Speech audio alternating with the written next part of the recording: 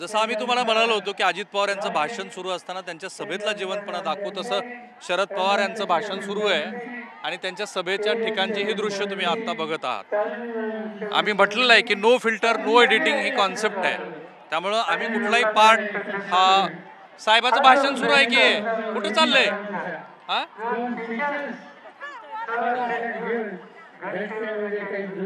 हा सभेतला जिवंतपणा फार महत्वाचा आहे. हे दृश्य सभेतली शरद पवारांच्या सभेतली शरद पवार जेव्हा तिथे बोलताय तेव्हाचे ही दृश्य आहेत. अर्थात त्यांच्या बोलण्याला मिळालेला प्रतिसाद.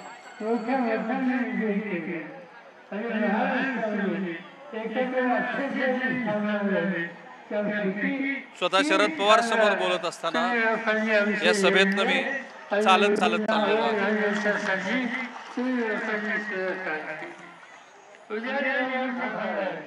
बऱ्याच अंशी सभेतला जो जिवंतपणा आहे तो फार महत्वाचा असतो. तो डिफाईन करतो की ह्या निवडणुकीमध्ये आपण या बाजूने चालत जाऊ. हा डिफाईन करतो की या निवडणुकीतला कल कुठल्या बाजूने होईल. अर्थात सभेचं जे शास्त्र आहे ते पूर्णपणे वेगळं आहे. समोर शरद पवार बोलत आहेत. एक काही मिनिटाचा आपण ॲम्बियन्स ऐकू.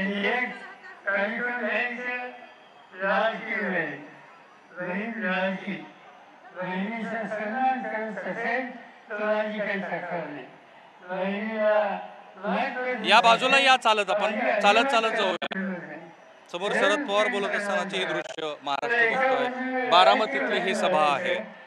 सभा महत्वाची आहे, तिथला वाईब महत्वाचा आहे, लोकांचा प्रतिसाद महत्वाचा आहे.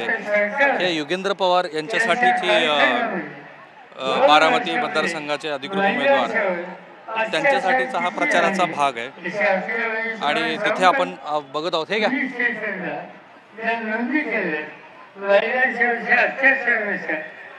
शरद पवारांची सभा सुरू असतानाचे दृश्य. आम्ही म्हणालो होतो तुम्हाला की जेव्हा हे समोर सभा पूर्ण डायस दाखवतो समोरचं सभेतलं दृश्य अनेक अर्थाने महत्वाचं आहे. शरद पवार जेव्हा बोलतायत तेव्हा लोक कशा पद्धतीचा भाव व्यक्त करतात तर ती ही दृश्य आहे.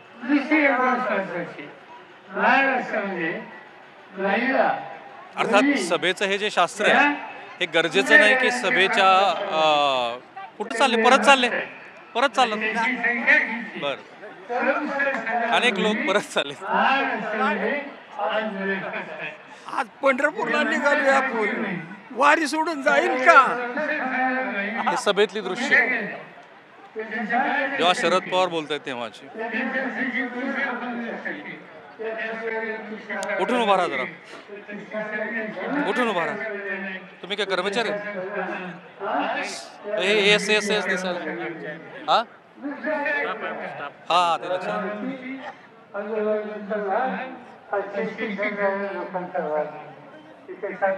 साहेब जरा उठून उभा राहा, उठून. बऱ्याच खुर्च्या रिकाम्या आहेत, असं का झालं. कापू का नाही खुर्च्या रिकाम्या आहेत की नाही. जो जिवंतपणा पाहिजे सभेमध्ये वाटतोय का. राष्ट्रवादी काँग्रेसचे कार्यकर्ते अनेक खुर्च्या रिकाम्या आहेत, असं का व्हावं.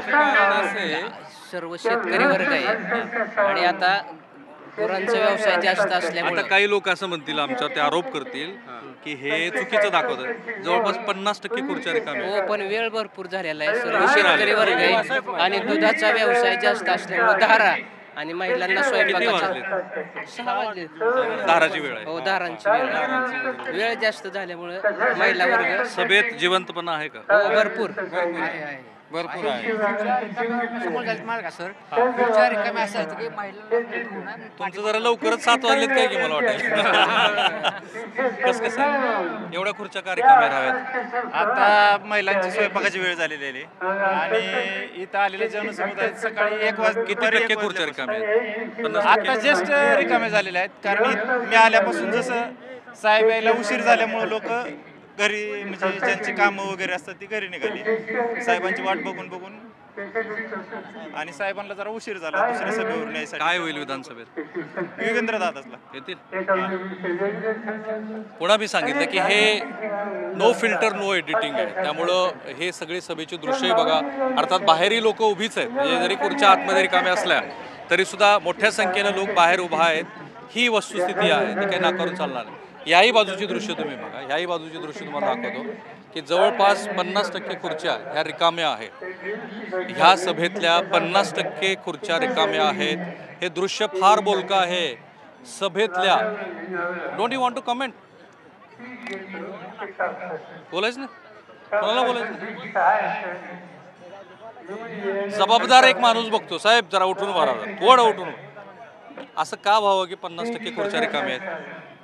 आता उठून गेले लोक आता होते पूर्ण पूर्ण हे ह्या सभेतलं दृश्य स्वतः शरद पवार बोलत असतात. अर्थात पुन्हा एकदा सांगतो मी की हा काही पॅरामीटर नाही आहे की ज्या पॅरामीटरवरून तुम्ही असं म्हणू शकता की ह्या सभेतली गर्दी हा निकष असावा. शरद पवार यांच्यावरती प्रेम करणारी मंडळी त्यांच्या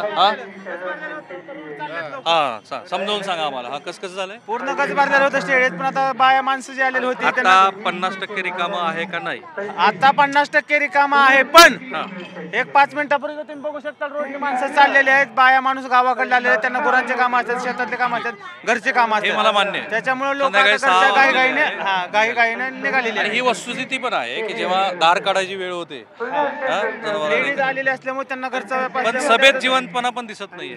नाही ना. आता तुम्ही एक 10-15 मिनिटं किंवा 1 तासापूर्वी आला असता तर तुम्हाला जल्लोष गेले 2.5 तास झाले इथंच आहे. मग साहेब, तुम्ही तुमच्या बघितलं माहितीसाठी असेल. सांगतो, मी शरद पवार साहेबांनी त्यांच्या बरोबर जाऊन मी एकाच गाडीत प्रवास केला. अहो, जल्लोष आता तुम्ही पहिल्यापासून असतात, तुम्हाला जल्लोष बघायला गावला असतं, सगळं समजलं असतं. थांबूया आपण. अर्थात पुन्हा एकदा की सभेच्या गर्दीचं मॅट्रिक्स हे विजयाचं किंवा पराजयाचं गणित असू शकत नाही. पण आम्ही म्हणालो होतो तुम्हाला की नो फिल्टर नो एडिटिंग आहे, त्यामुळे जे दिसतंय जसं दिसतंय तसं महाराष्ट्रासमोर आहे. कॅमेरावर निकेतन माने, मी राहुल कुलकर्णी, NDTV मराठी, बारामती. धन्यवाद.